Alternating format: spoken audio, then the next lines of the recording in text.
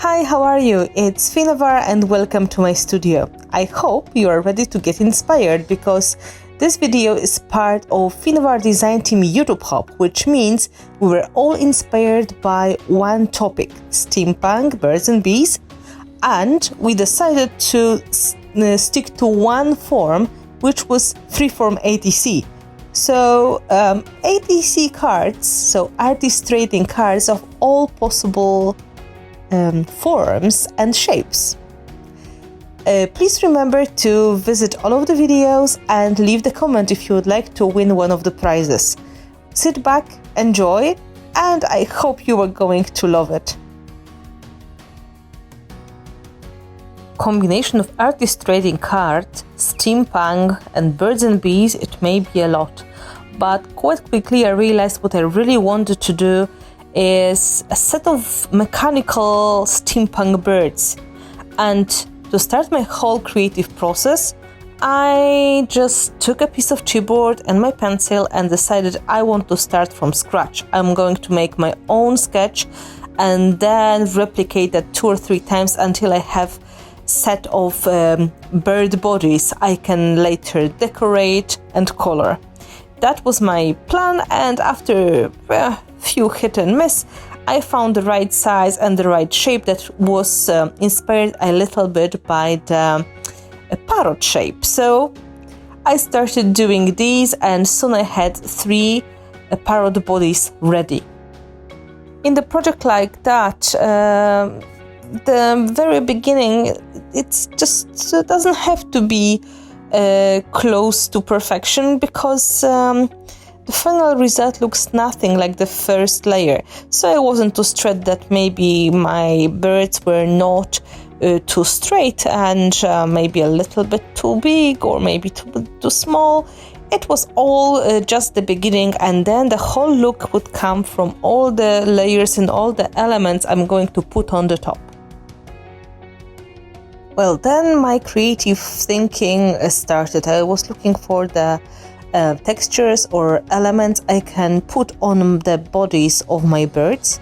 And the very first moment I was thinking about using lace, but soon I realized it's not going to be very visible, so I opted for using the tape and making some tape patches that will look like pieces of metal on the top of my birds. So I took this aluminium tape, which is quite strong, and I started to cut it in small squares or rectangles, and then patch by patch I was sticking pieces of the tape on the bodies of my birds. I could always cut off the excess on the edges with scissors, and this way I created full metal bird bodies. Aluminium tape or any kind of metallic tape is naturally very slippery, so to make my work a little bit easier and make my embellishments stick better on the background, I covered the tape with the coat of clear gesso. Soon I realized one coat is not enough, so after drying I repeated this step. This way I had my textures and my effects still there, but this time in the matte finish. It's much easier for gluing. To make them look even more convincing, I decided to add some decoration that will look like nails or bolt heads. So I took a needle and I took a piece of backing sponge, something that I can use as a support, and I made little holes on in the patches of metal that look just like nail heads. And after that I decided it's really nice look, and I was quite happy with that start.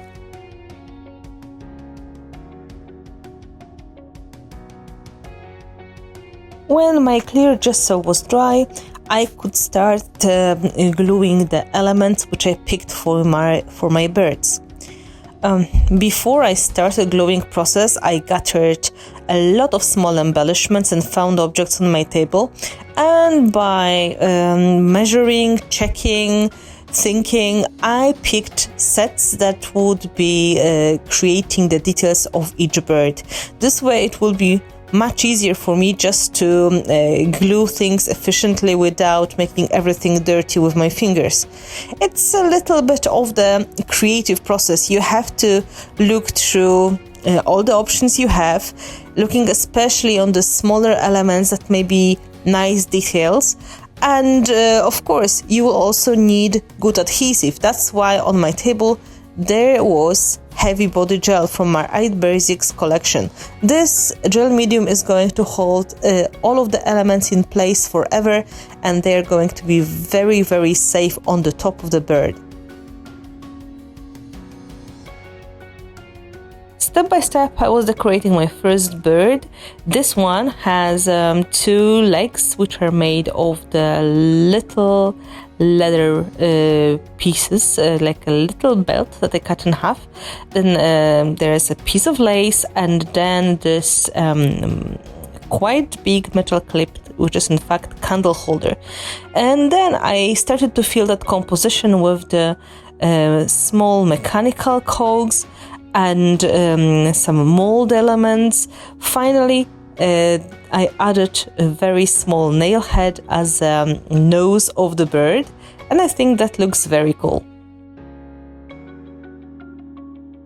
Using my heavy body gel, I continued adding more and more elements, and then I was removing the excess with the small brush, so the whole composition will be a little bit cleaner. This is quite easy way of working, and once you get used to the heavy body gel, you will see this is really great glue.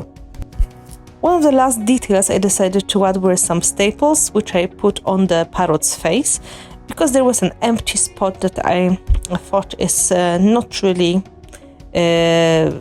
looking nicely.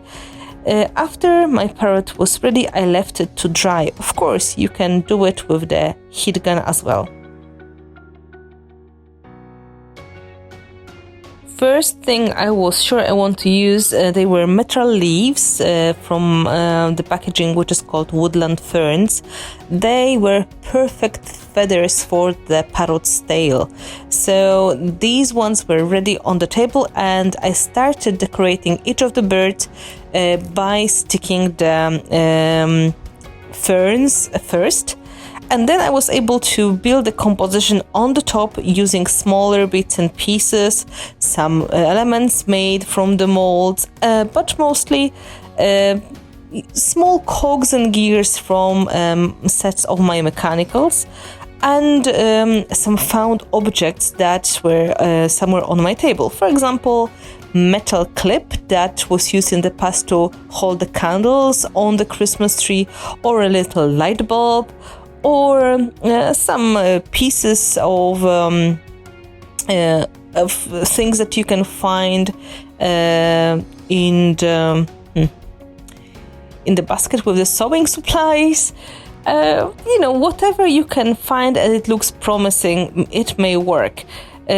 Imagination is the limit, and when you create this kind of compositions, when you have a lot of grungy elements, it's good to have a lot of them on hand and to look at the options and try to imagine how the whole composition is going to look after painting.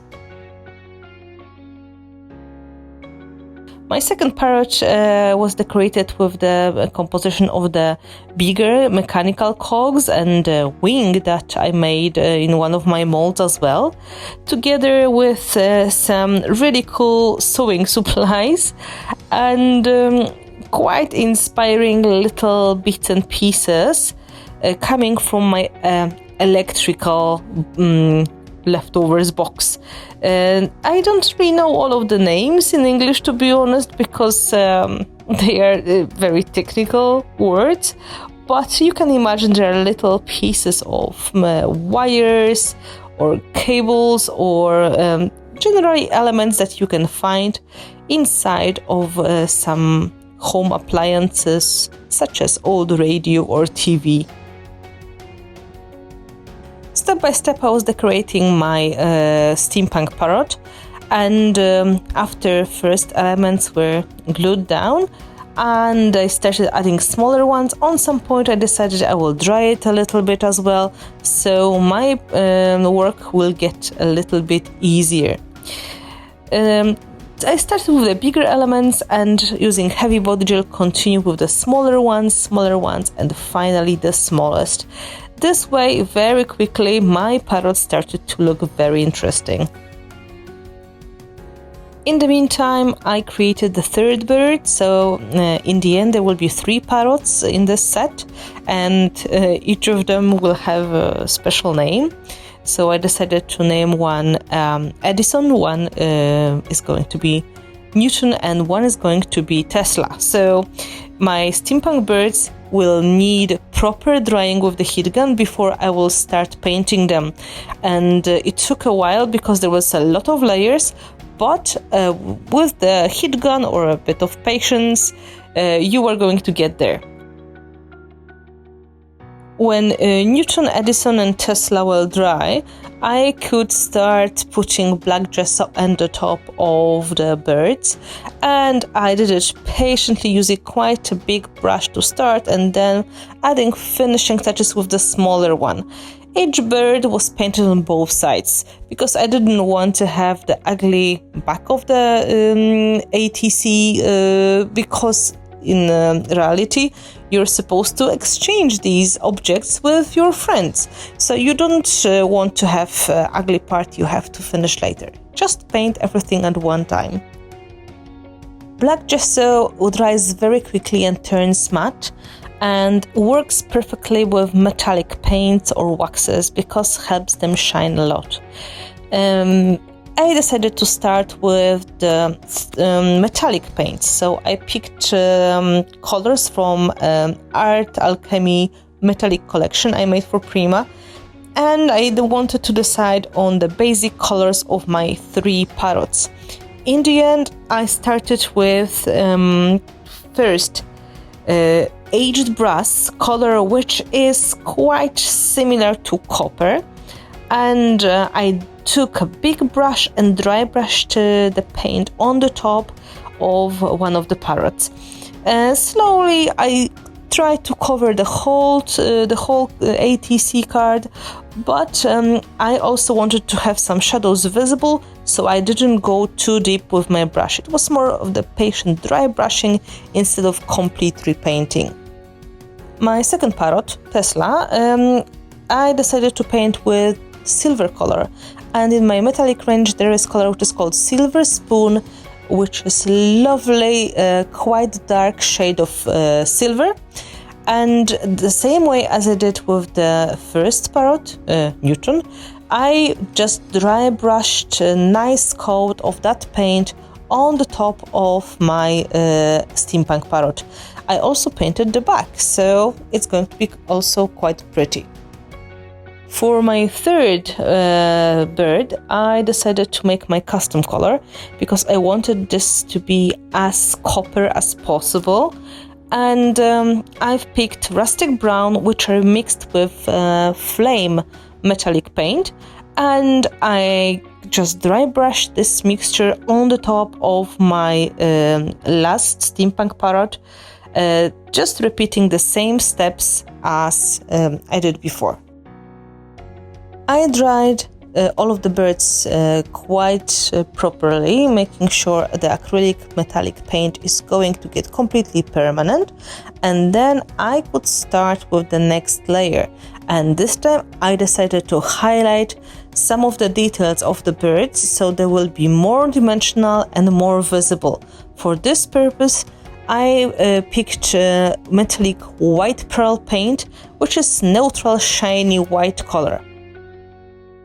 Using smaller brush, step by step, I started adding highlights on the top of the steampunk parrot.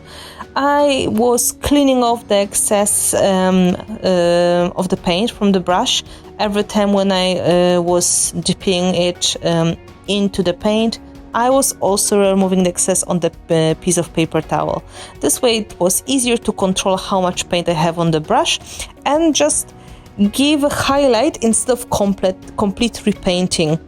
This technique is very helpful when you have dimensional composition and you think that your details are going to be not visible enough. So if you feel that something is lost, this is going to be a huge help for all of the dimensional projects.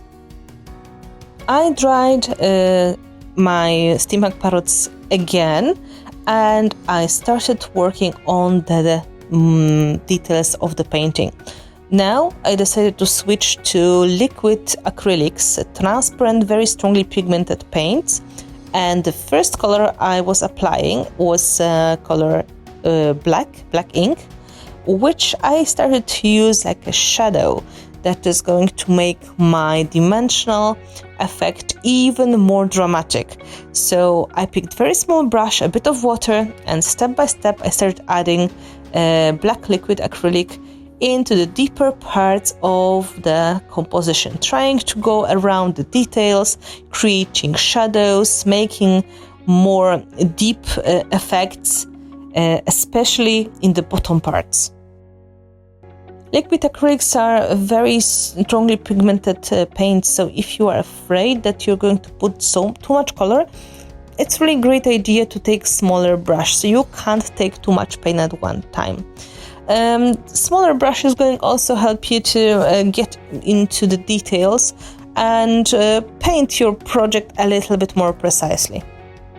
Step by step, I was adding black liquid acrylic in all the details of the birds I wanted to make more dark. A little bit on the feathers, a little bit on the legs, around the eyes, around the mechanical parts, going as deep as it was possible. This way, the look of the bird started to change really quickly.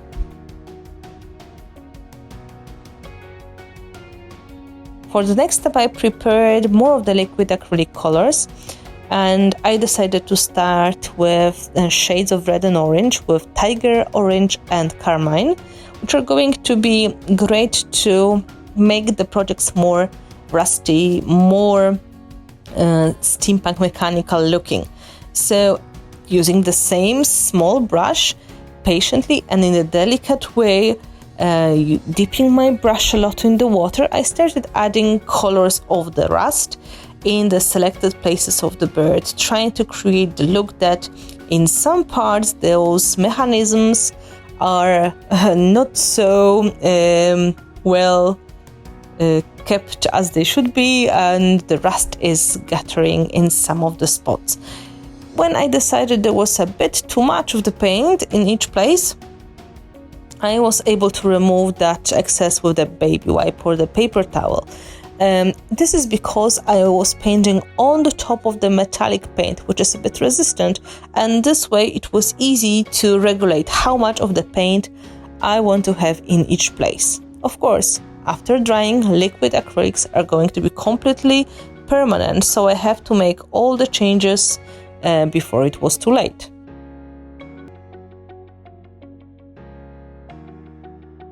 The whole process of painting takes a little bit of time, but it's very rewarding to see all the changes happening.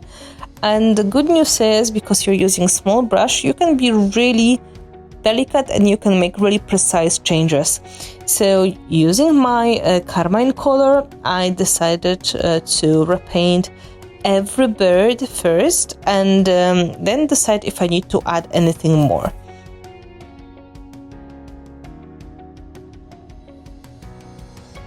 Quite quickly I realized using just carmine and tiger orange is a bit boring, so for the second bird I decided to experiment with a bit of greens.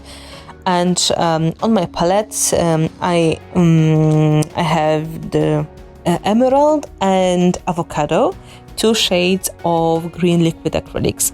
And as before, I started with the rusty tones, with the shades of red and orange, but then I started also introducing a bit of the greens to make it more interesting.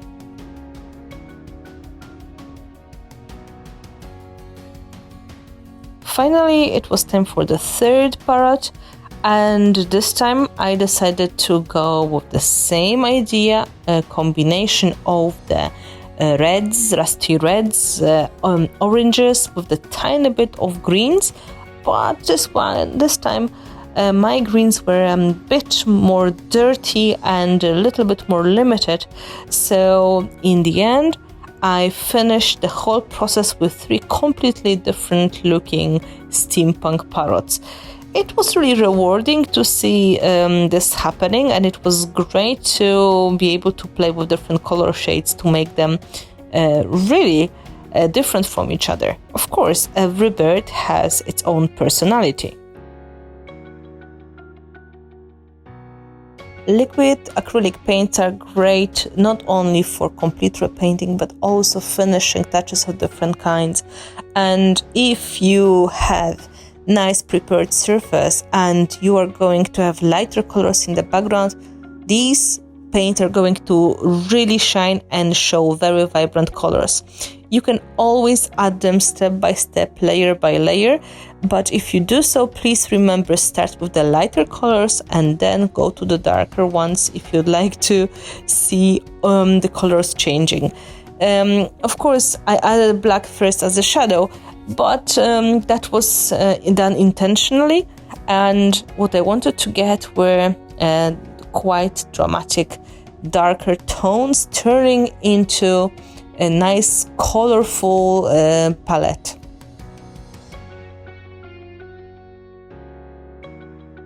When I was done with my liquid acrylics, I decided to paint the legs and the beaks of my parrots, and I really wanted these parts of the body to stand out a little bit, so I picked very shiny paint. It is one of my Art Alchemy Sparks paints.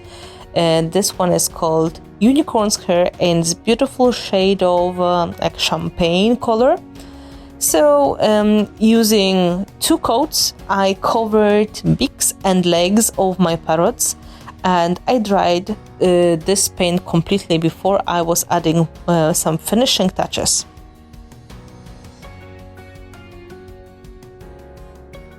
When the unicorn's hair paint was dry, I could go back to my liquid acrylics and add more natural looking color. For example, a bit of carmine with black to create this a bit reddish finish on the beak and legs.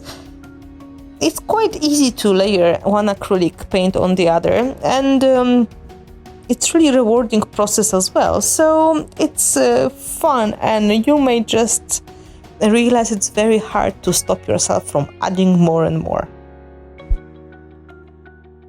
I decided to add last darker shadows around the beak for better visibility, and the same for the legs of the birds. And then I made sure the compositions were completely dry, because I wanted to add the last finishing touch, and the project was almost ready.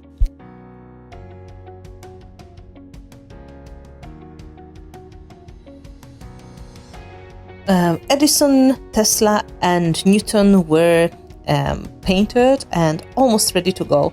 What I wanted to do in the last step was a tiny bit of the final highlight with old silver metallic wax from my Art Alchemy collection, to make sure all the edges will be really nice and sharp and clean, and to make sure some of the details of the mechanical parts will be a bit more visible in this colorful composition. I didn't really use any tools except my own fingers. I took a bit of this old silver color on my finger, and then I started to touch the edges of the cogs and gears, the edges of the wings, the beak, the eyes of the birds, just to make sure that everything that needs to be more visible will be highlighted. It's a very easy technique, and it's very rewarding to see the results. But again, it's very addictive, so stop yourself before it's too late. And that is it. This is how I created my set of the Steampunk Parrots. And I hope you enjoyed that creative process. I hope that was inspiring. For me, it was great fun. I really encourage you to try creating your own mechanical birds or bees. And don't forget that you can visit all of the videos made by my design team members. And if you leave the comment under each of the videos and you're going to subscribe, you have the chance to win the prize. Please check the dates so you will know how long the YThop hop is going. It's only a week, so please don't wait too long. I'm hoping that you're going to get inspired and you are going to create your own amazing steampunk freeform ATC cards. Don't forget to subscribe to all the channels you are visiting and to like the videos so they are more visible for your creative friends to find them. It's huge help. Thank you so much for doing that. Next thing is, please visit our website where you can find fresh tutorials twice a week, every Monday and every Friday, all prepared for you by my very talented design team. And follow us on social media. You can find our projects on Finnabair Studio Instagram account, and if you like to find me, just look for Finnabair. You are going to get a lot of daily inspiration from the most talented artists all around the globe. And if you enjoy videos like that, don't forget that you can always support the channel as well. You can join the channel or you can join me on Patreon and help me by supporting in the monthly subscription. Thank you so much for joining our YThop hop, and if you are here a bit after YThop hop, please check all the videos and enjoy, because this is just very, very inspiring set of projects. Have a wonderful day. I wish you a lot of creativity. Thank you so much for visiting and see you soon.